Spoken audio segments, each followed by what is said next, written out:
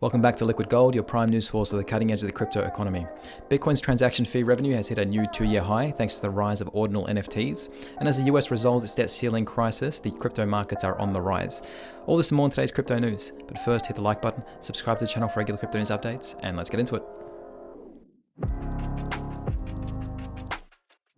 Bitcoin transaction fee revenue soared this month thanks to Ordinals. First up, we have a story that's making waves in the Bitcoin community. Bitcoin transaction fee revenue has skyrocketed, reaching its highest level in over 2 years. But what's behind the sudden surge? The answer might surprise you. It's all thanks to Bitcoin NFTs, specifically a method called Ordinals. The transaction traffic on Bitcoin hit a new all-time monthly high in May, reaching 14.9 million. The topic isn't without its controversy. For the Bitcoin maximalists, ordinal NFTs represent a kind of heresy for the pure case of what a blockchain should be used for. It's a global financial network. It should be doing one thing and one thing well, without bloating the network with rubbish. It's just for financial transactions. No NFTs, no smart contracts, or any other crypto assets related activity.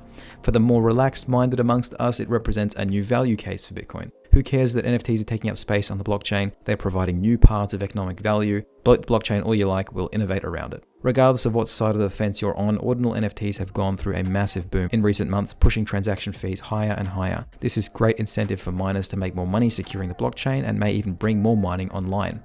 The fee market is doing its job. It's becoming more expensive with the increased demand. We know the Lightning Network will handle cheap, fast payments, and the base layer can handle expensive transactions and settlement. Security is the primary concern of the base layer, not speed, so it all works as designed. What do you think of ordinals on the blockchain? Do you have a side of the fence that you sit on? Do you lean on one side or the other? Leave a comment down below.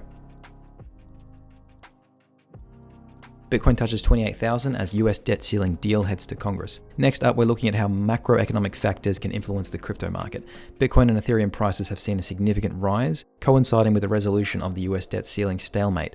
Bitcoin touched almost 28,000 US dollars and Ethereum broke back above $1,900. This rise in cryptocurrency prices is attributed to the return of risk on sentiments in the market following the tentative deal reached by the US lawmakers to prevent the government from defaulting on its debt. Basically, the pressure of the deal has been relieved, so people feel more confident about holding crypto as a result. The deal hasn't passed yet though. It's got to make its way through the US Congress and be put to a vote. If approved, it will prevent the US government from defaulting on its debt. If you've been in crypto for a while, you know the US markets have a strong influence on the crypto markets.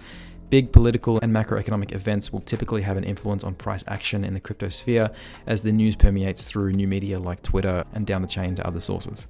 Before we move to our final story, if you're finding this content valuable, don't forget to hit the like button and subscribe to the channel. Your support helps us bring you the latest and greatest in the world of crypto. Russia drops plans for state-run crypto exchange. Finally, in the broader world news, we turn our attention to Russia, where lawmakers have decided to abandon plans for state-owned cryptocurrency exchanges.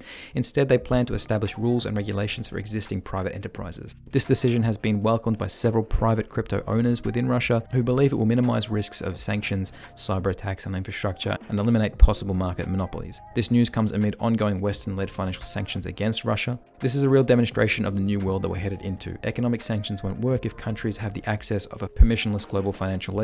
It's a bit of a double-edged sword though, because although they would like to keep all the economic activity transparent for tax purposes, in which case they'd shun the permissionless qualities of the blockchain, they also benefit from getting around geopolitical sanctions by using the network themselves. So for newcomers, this shows the complex relationship between the government and cryptocurrencies, while for the veterans among us, it's an interesting development in the global regulatory landscape of cryptocurrencies. That's all for today's crypto news. I'll see you next time for another update.